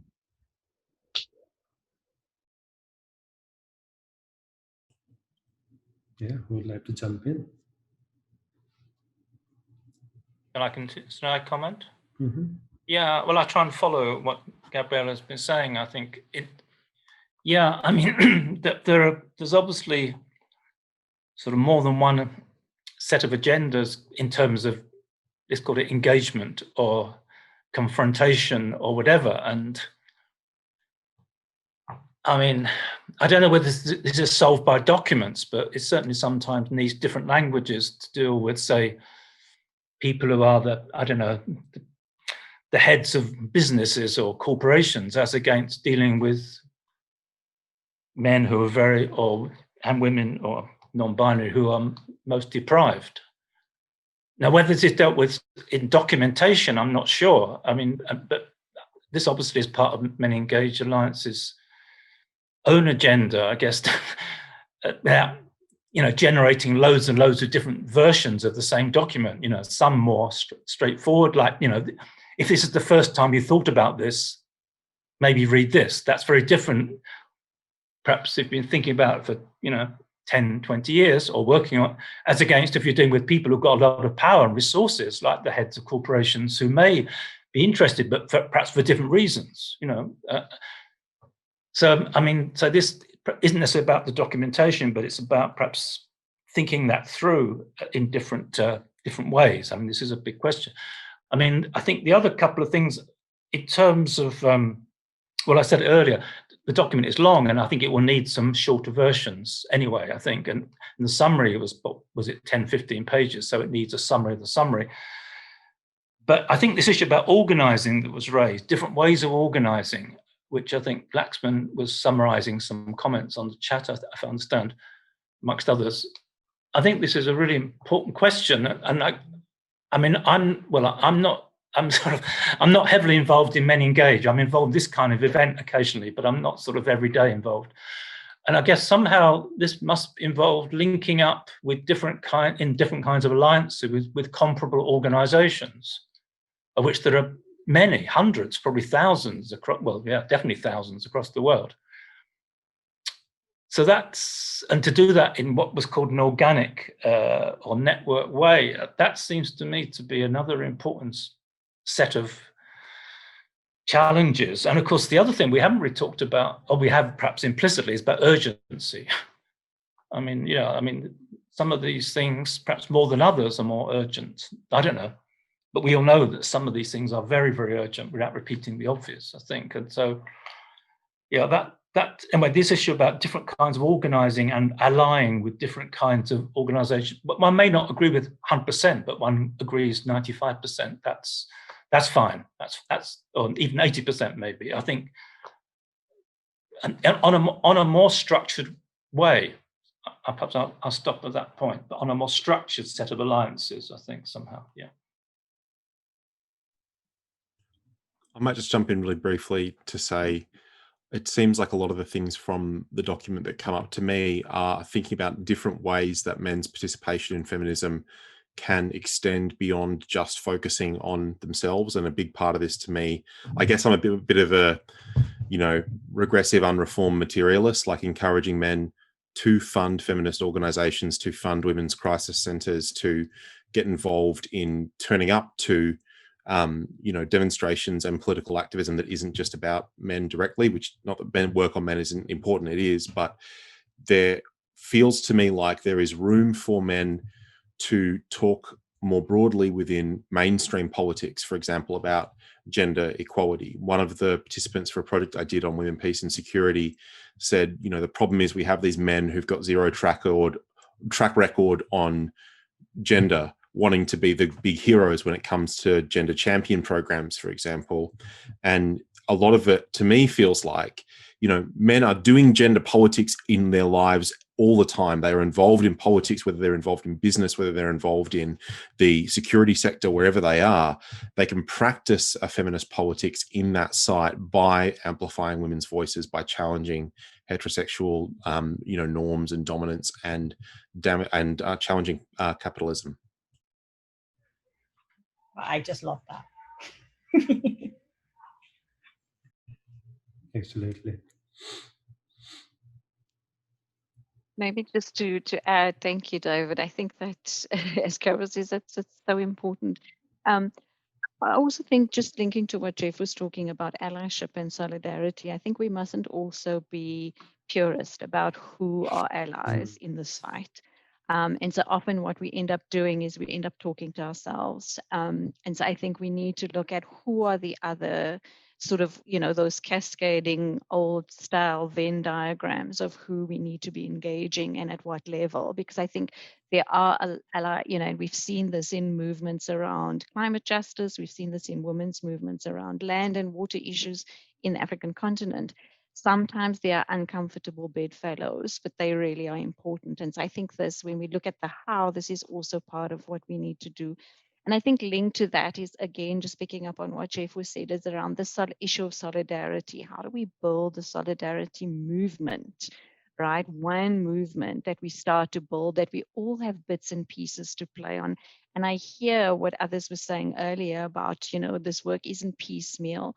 And so, of course, within your organization or yourself, as David put, so, wherever you are as you're coming into this, you need to have a political analysis that sort of puts together all the pieces, even though you may be working with the religious sector or custodians of culture, which we find often and particularly in the South, in the global South.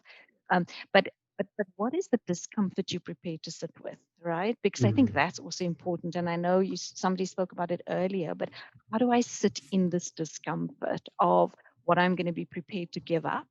And because those are the kinds of questions that sometimes we're not asking people to give up. It all sounds really nice. And there was a comment earlier about, not being too negative and being positive. And I've been following some stuff from some young feminist thinkers around toxic positivity, because we tend to get trapped up in, this will all be fine and we'll all be fine. And if we just work together, we'll all be fine.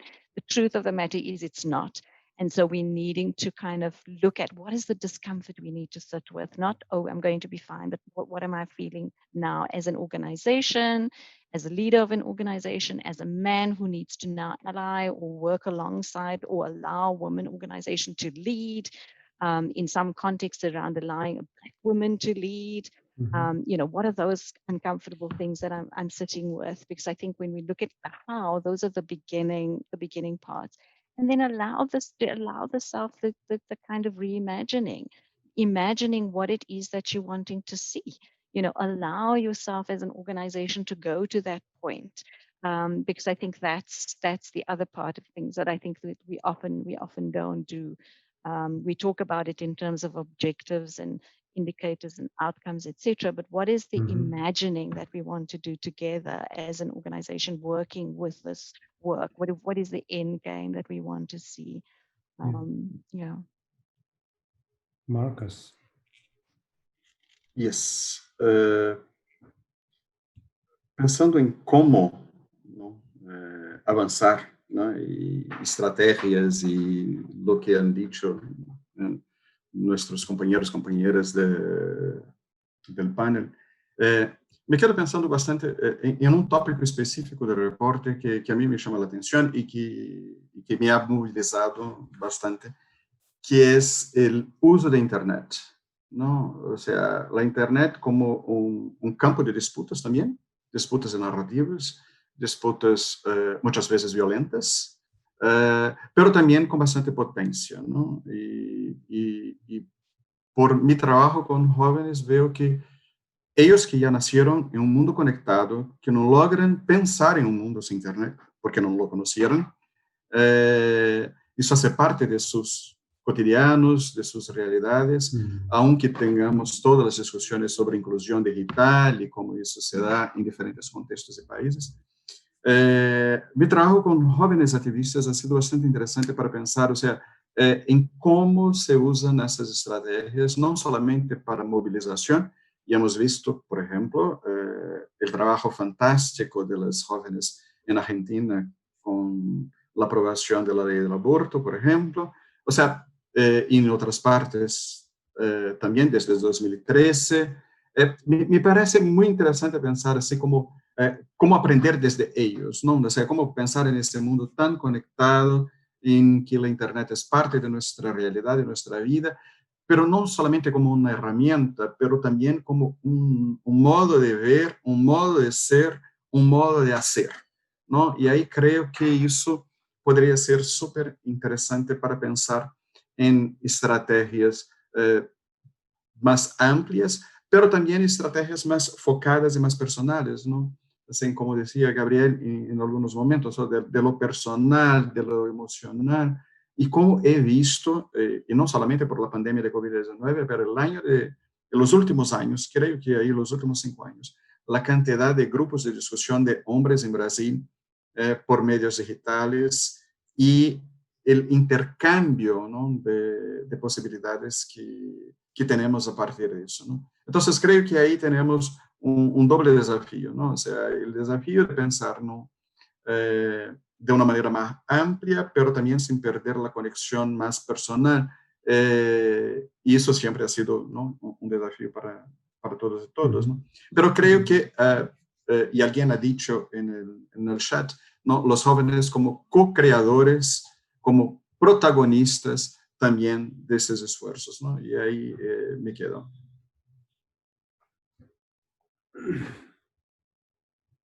Great, wonderful. That's a brilliant point to sort of close this discussion for today, or rather take a pause, because we'll continue with the series, as we have said in the beginning, the same conversation and even deepened conversation on some of the topics that came up today. And thank you all very much.